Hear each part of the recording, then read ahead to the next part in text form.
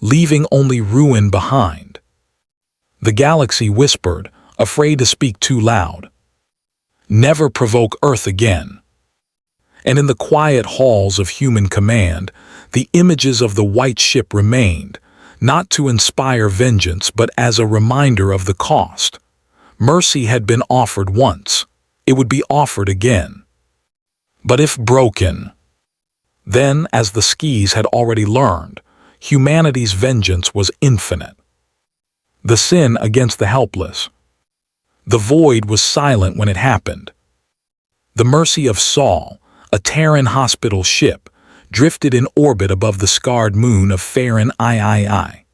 Her hull was painted with white banners marked by a simple red cross, symbols so sacred across the stars that even in the bloodiest wars, they were untouchable.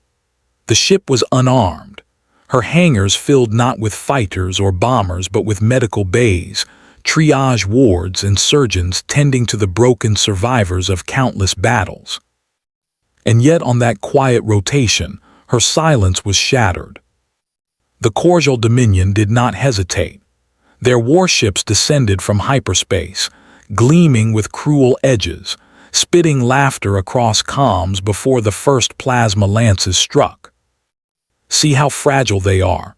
Humans hide their wounded in glass shells, burn them, burn their weakness. The mercy of Sol tried to broadcast her plea, universal signals of neutrality, encrypted beacons marking her as a hospital vessel. The Dominion ignored them. Their cannons tore open her sides, venting screams and fire into the void. Thousands of patients, Terran soldiers, alien allies, refugees, died in a single instant. When the burning hulk split apart, the cordial commander broadcast one final message across the sector. The humans claim mercy. We answer with mockery. Their strength is a myth. Today we prove it. The mockery of the arrogant. The Dominion celebrated as if they had slain gods. On their worlds, they replayed the images of the burning hospital ship as if it were a victory song. Citizens chanted in their plazas. Children painted murals of Terran corpses floating in space. Commanders exchanged toasts, drinking deep to humanity, cowardice. They will do nothing, one admiral sneered to his council. Humans are too bound by their own laws. They call themselves civilized. They will drown in their own restraint while we carve them apart. Even their scholars wrote mocking predictions. That Earth would protest in councils, cry out for diplomacy, beg for peace treaties that the Dominion would never sign. The aliens believed humanity had grown soft, shackled by morality. What the cordial forgot was simple. Mercy is not weakness. Patience is not surrender. And humanity's ledger has always balanced in blood. The silence before the storm. The Dominion expected anger. What they got was silence. For days, Earth spoke not a word. No diplomats, no protests, no desperate pleas across the galactic courts. The Solnet feeds went dark. Even Terran shipping lanes seemed to empty, as if humanity itself had drawn a breath and held it. It was that silence that made the first admirals nervous. Then came the whispers. Long-range probes reported massive mobilizations in the Sol system. Civilian factories retooled overnight, their skylines ablaze with the glow of war forges. The Terran Navy's communication channels, once open to allies, went black behind encrypted walls. No signals came out, only the faint pulse of transponders moving in synchronized silence. And then one chilling broadcast pierced the void. Across Dominion channels, a single human voice, calm, sharp as a blade, echoed. This is Earth Command. You struck the mercy of Sol. You slaughtered our unarmed. Retaliation is inbound. Look to your skis. The roar of retaliation. It began on the outer colonies. Dominion fleets stationed there blinked into chaos as Terran dreadnoughts arrived, silent giants blotting out the stars. The Dominion captains expected skirmishes. What they received were executions. Terran railguns fired once twice, and Dominion cruisers ceased to exist, their hulls ripped apart by slugs the size of skyscrapers. Swarms of human strike craft poured out like hornets, cutting down fleeing escorts before they could even form ranks. Then came the shock. Human ships that were never recorded in any galactic archive. Titans built in silence, hidden in asteroid shipyards, rising from centuries of preparation. Their armor was layered with adaptive plating. Their weapons systems pulsed with energies no Dominion engineer could decipher. The humans had not been idle. And the galaxy now saw the truth.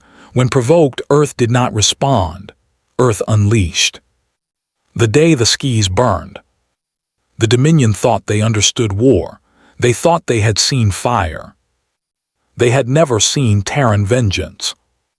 On the world of Raskel Prime, Dominion citizens looked up and screamed as the sun was blotted out, not by nature but by the sheer mass of humanity's fleets. Tens of thousands of ships, disciplined, silent, moved as one machine. They did not announce themselves. They did not parley. They descended. Orbital bombardments carved glowing scars across the planet's crust. Spaceports, military outposts, even the palaces of their arrogant lords, all turned to molten glass. Terran marines dropped from the heavens like storms, clad in exosuits that turned them into walking tanks. They moved through the streets like reapers, methodical, unflinching, cutting through Dominion forces that had once mocked them. On every world, the sky lit with the fire of Terran retaliation. The Dominion's fleets broke, their admirals broadcasting frantic pleas for reinforcements. None came fast enough. The humans were everywhere, on the edges of the galaxy, in the heart of Dominion space, striking with precision and wrath. This was not a war. This was a reckoning. Retribution without mercy. The Dominion's leaders tried to bargain when their fleets fell. They sent envoys carrying desperate treaties, promising reparations, swearing they would never again target Terran vessels. Earth's response was colder than the void. You broke the sacred law of mercy. You butchered the helpless. This ledger closes only one way. And so humanity erased their worlds one by one. Terran fleets formed walls of fire across the skis. Their weapons sang, each volley a sentence passed.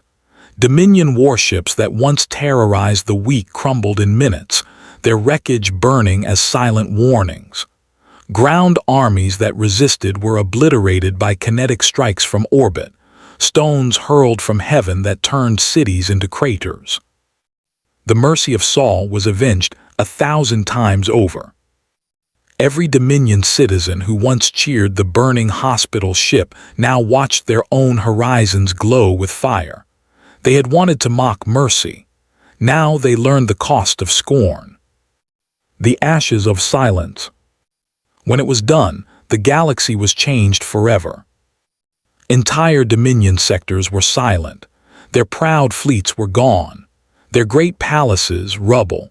The few survivors scattered, whispering through broken comms to any who would listen.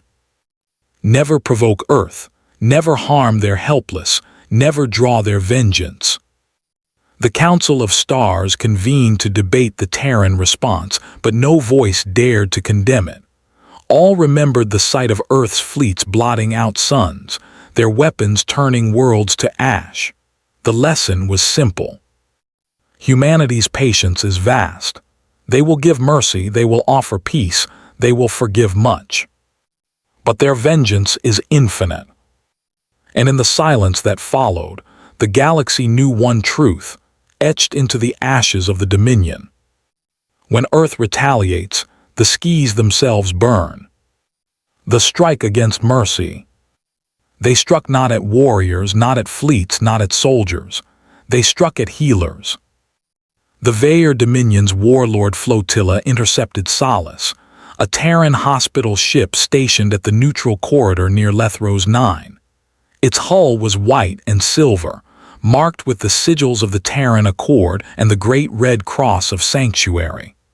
No weapons, no escorts, just rows of the sick and wounded from all species, carried by the oath of neutrality. But to the Vaer, mercy was weakness. "Burn it," ordered Commander Karun, his mandibles clicking with disdain as he watched the feeds. "Let the humans learn. Sanctuary means nothing when their kind meddle in our wars." The warship Bloodfang fired a beam that split the void, tearing the hospital ship's hull apart. Screams echoed across emergency comms, children